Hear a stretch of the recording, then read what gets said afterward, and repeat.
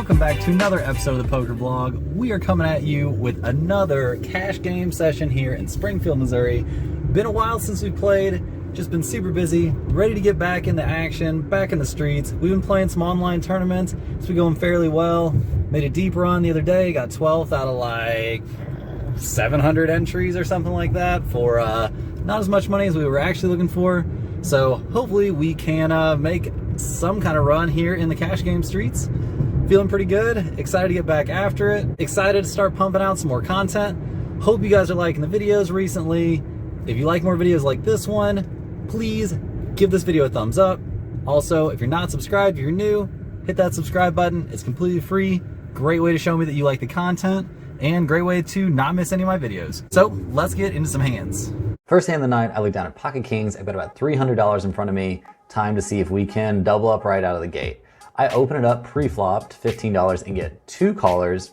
Pretty favorable flop for us. We're flopping top set here, so feeling great. There's 2 clubs on board, so hopefully we can get some money out of somebody drawn at some clubs. One of my opponents bets out $25. I decided to go ahead and set the trap here. In hindsight, I really don't like this. I think this is actually a check raise spot because they're gonna be calling with their flush draws like every single time, calling my check raise.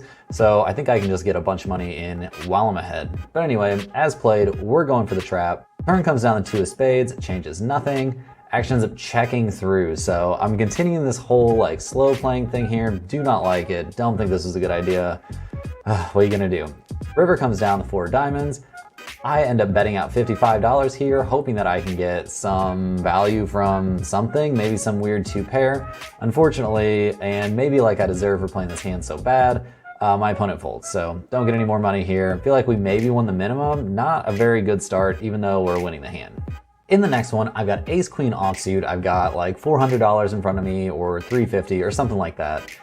I end up opening up to $15 after the action folds to me and we get 2 callers. So flop comes down a pretty weird one. It's 9-6-6. I end up betting $35 when it gets to me and I get 1 call. Turn comes down to 7. I decide to check here, go ahead and slow down. All I've got is ace high. My opponent bets $55 and then starts talking up a storm.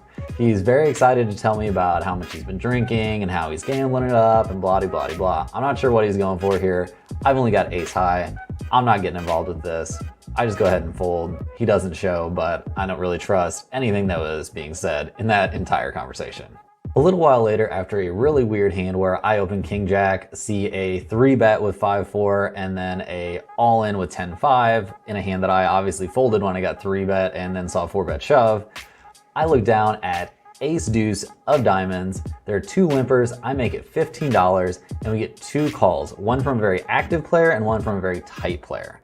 The flop comes down king 7 with 1 diamond. The action checks through, so that's great for me. I get a free chance to try and improve to this nut flush draw. Turn comes down the queen of clubs. I go ahead and make it $20 and the colonel, who is a very tight player who I've seen try and exploit his tight image quite a few times, raises up to $60. Now there's no chance in the whole entire world that he is doing this here with a king. This is not how he would play king. He would have bet it from the very beginning. There's just no way. So I go ahead and make the call and we go heads up to the river, which comes down the 4 of hearts. Colonel tanks, thinks about it for a little bit. I'm pretty much determined that I'm calling any amount right here, but then he open mucks his cards. So we just go ahead and rake in this pot. We don't even have to show. Looks like we were right about our guess here that he was bluffing. I think it's kind of a guess, but also this guy likes to check raise and put in some bluffs and stuff like that. He's like, seems very tight, but then he does these weird splashy things. So I don't know, I'll take this one down. Pretty happy with my read here.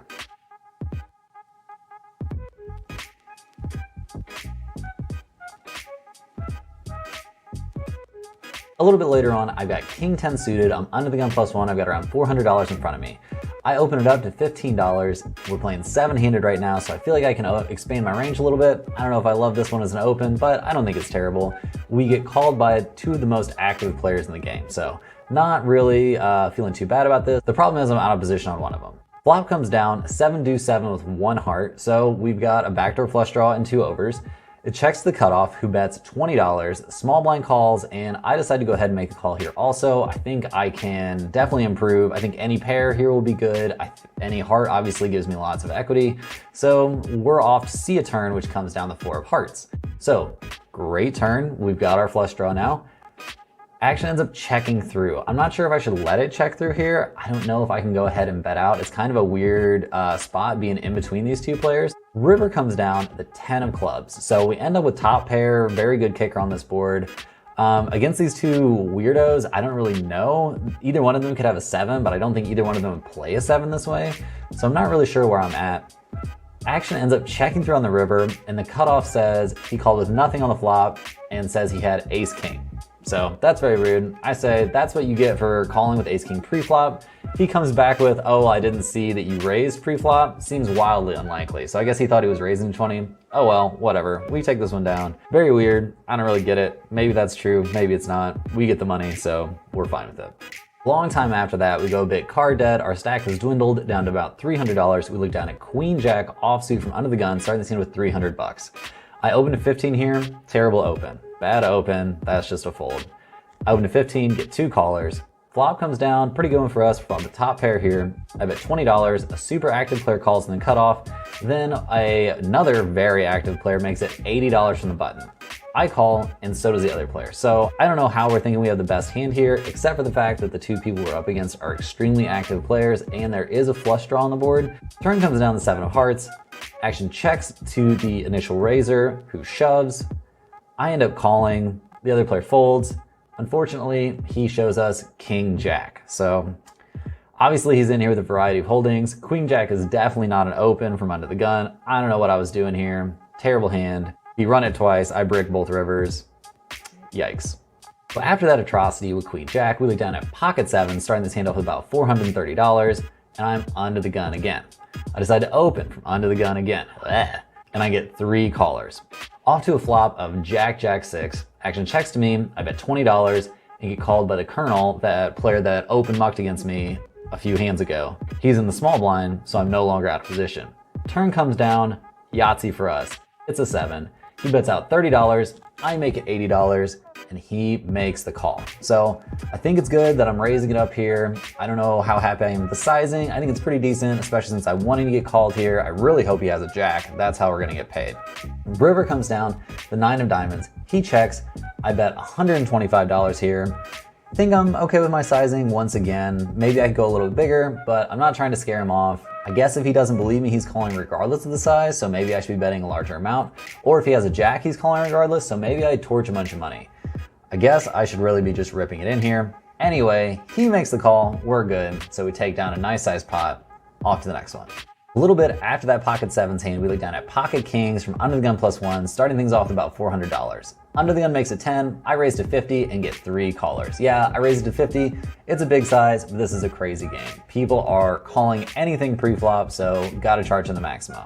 Flop comes down like it always does when you've got pocket kings, ace high. I decide to bet $65 just based on the players that I'm in the hand against. These are all very loose players. We end up getting 2 callers. Once again, like I said, against very loose players. I don't feel like I'm ahead anymore, but you really never know. These guys are literally calling pre-flop with any 2. Turn comes down the 9 of clubs. I decide to bet out again. I don't really know if I like this here, although if I check, I know I'm gonna face a bet, so maybe it's kind of a blocker bet. I bet $85.